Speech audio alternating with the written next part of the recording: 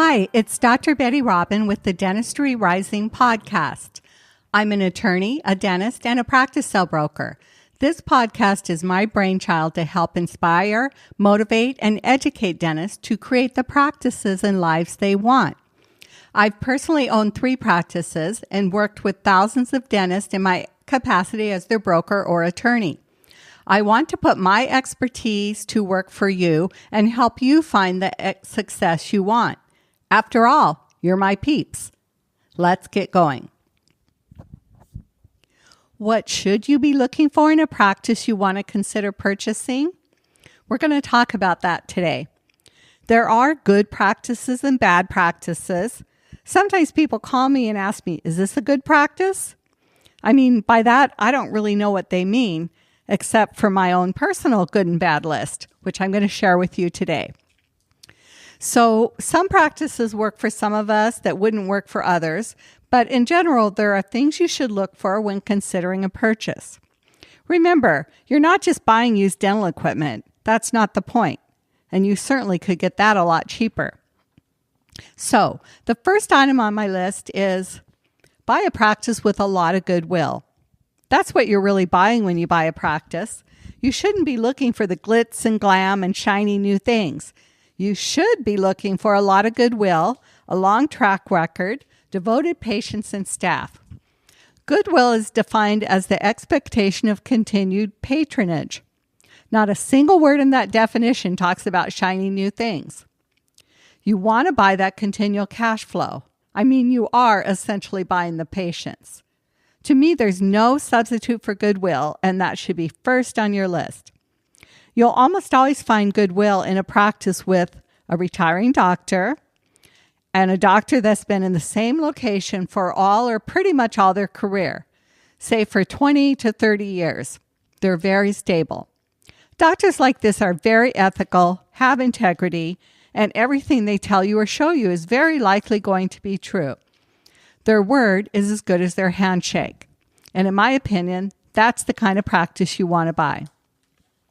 Number 2, buy a practice that's run like a business. You want a practice that's organized, almost excessively organized. A dental office should be neat and clean and organized.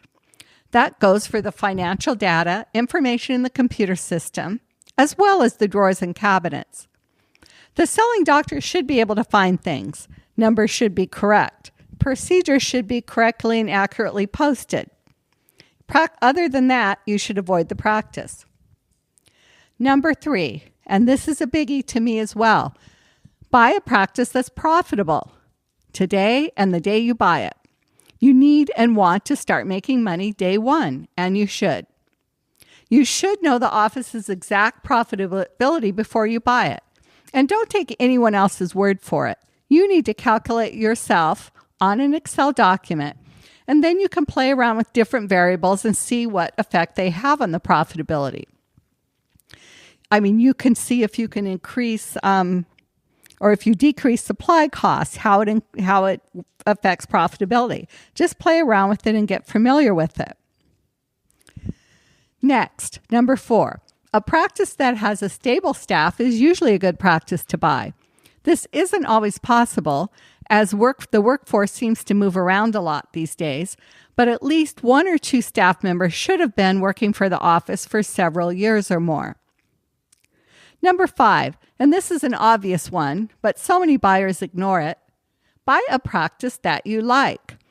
So many buyers look at practice and want to change almost everything about them. Don't buy a practice you feel that way about.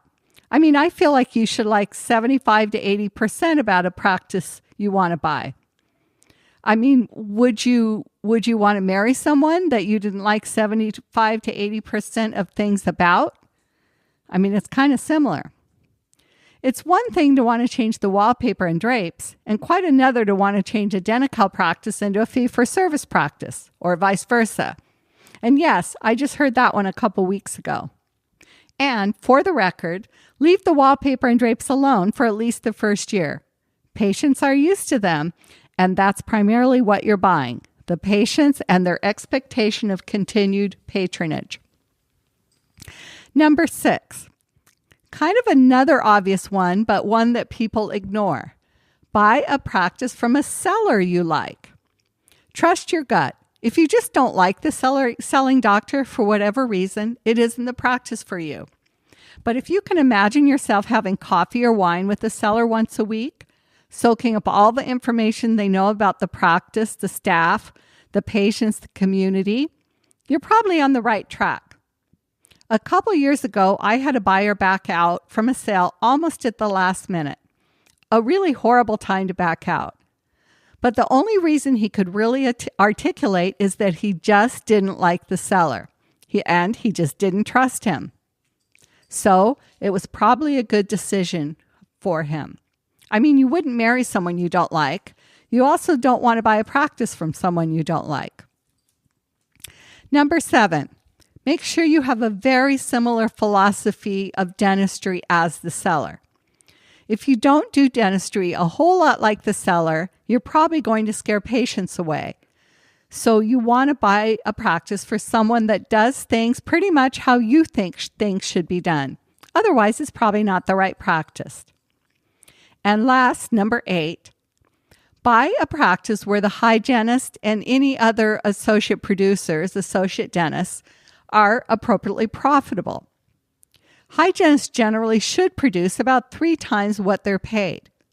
Figure out that number, and if it isn't quite there, you can probably fix it. But if it's way off, change may be almost impossible, and this may be a practice that's not right for you.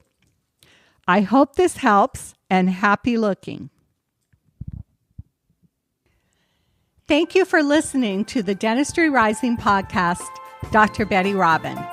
Please subscribe on iTunes so we can get better and better at helping you make your practice dreams come true.